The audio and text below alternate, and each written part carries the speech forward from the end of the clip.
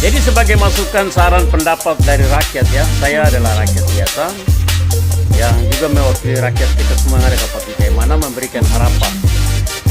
Ya, ketergantungan harapan kita hari ini ingin melihat sebuah perubahan dan ingin melihat sebuah kemajuan, bahwa ada perubahan terbaik bagi Kabupaten Kaimana dalam hal menghadapi bursa pilkada Kaimana ini.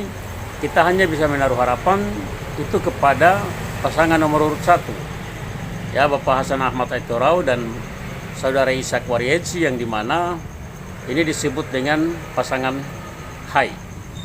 Nah, saya melihat ini ada hal-hal yang memang sengaja dimainkan dan ini sudah sangat menyelinap masuk di dalam tim Hai, di mana ada upaya-upaya pembunuhan karakter untuk membunuh pergerakan, ya, dinamika hukum dan politik di dalam, ya, kepentingan politik, ya, pasangan Hai dan rakyat yang mendukung.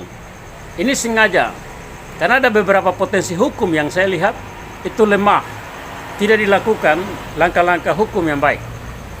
Karena ini bagi saya ada unsur penyelinapan masuk ke dalam. Dan ini hati-hati, perlu hati-hati.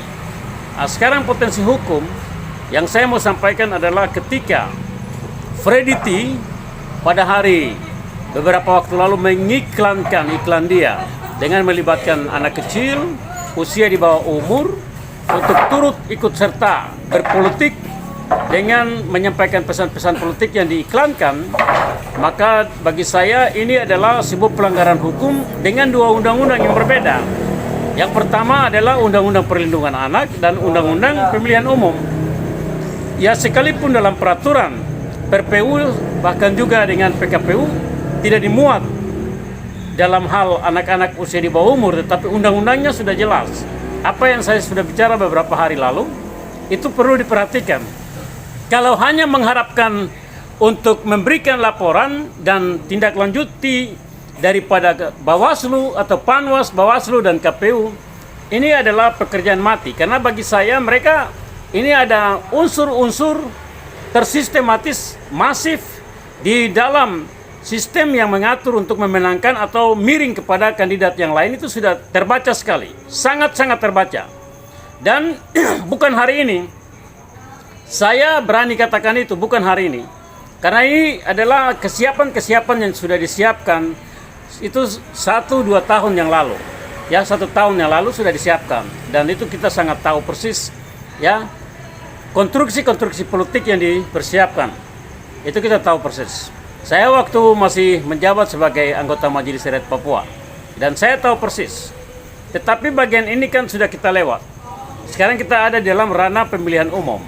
Dengan demikian saya ingatkan dan saya sampaikan ini harapan kami rakyat, ya. Bagi saya sendiri pribadi tidak ada kepentingan pribadi saya di Kabupaten Kaimana. Tidak ada sama sekali. Karena saya, ya, skop pikiran saya itu adalah Papua seluruhnya. Jadi tidak ada kepentingan saya dalam pemilihan ini. Walaupun beberapa saat lalu saya sempat juga mau maju sebagai calon bupati, namun Tuhan memang belum memberikan izin merestui bahwa saya masuk ke ranah itu. Tetapi harapan-harapan rakyat, harapan-harapan saya sebagai rakyat hari ini, itu saya hanya bisa lihat bahwa dapat tertuang hanya di pasangan nomor urut 1. Dengan demikian ini yang dapat saya sampaikan, saya bicara supaya pasangan Hai hati-hati, bahwa bagi saya melihat itu ada aktor-aktor yang bermain untuk membunuh karakter, ya, pergerakan daripada dinamika hukum dan politik di dalam kubu Hai. Dan ketika ini tidak hati-hati, bahaya. Bagi saya bahaya besar. Ya, untuk itu mengantisipasi bagian itu hanya ada satu hal, yaitu kekuatan rakyat. Kekuatan rakyat itu harus dibangun kuat untuk mengawal pemilu ini dengan baik, melihat pemilu ini dengan baik, supaya dapat berjalan itu jujur, adil dan bijaksana. Ya, jadi kalah menang itu adalah risiko yang sudah siap diterima, tetapi setidak-tidaknya adalah adil, jujur dan bijaksana. Sebab kalau tidak ini bahaya bagi saya. Ya, bagi saya.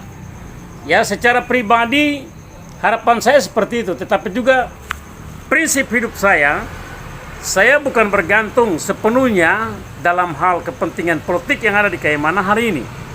Karena saya hari ini walaupun sudah pindah domisili dari Manokwari kembali ke Kaimana, tempat kelahiran saya, namun dalam hal pergerakan kehidupan saya ini bukan saja hanya Kaimana menjadi tempat ketergantungan saya untuk bergantung di situ. Ada banyak tempat yang bisa dapat saya eksis di situ. Dengan demikian ini hanya harapan-harapan yang saya sampaikan untuk bagaimana melihat perubahan bahwa rakyat Kabupaten Kaimana perlu diselamatkan dan ditolong. Demikian.